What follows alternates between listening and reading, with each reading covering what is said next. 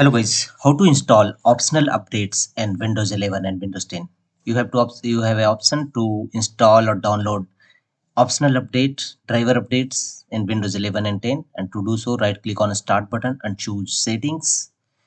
You may press Win key plus I shortcut key to launch Windows settings. Here from the left side go to Windows Update. Thereafter go to right side and scroll down and click on Advanced options, delivery optimization, optional updates, active hours, and other updates settings is available here. Here you will find received update for other Microsoft products, get me up to date, download updates over metered connection, notify me when a restart is required to finish updation, and here under additional options, click on optional updates. If any optional updates available, it will show here.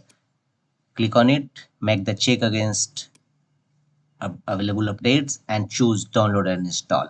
Your optional driver updates will download it and install from this settings. That's all.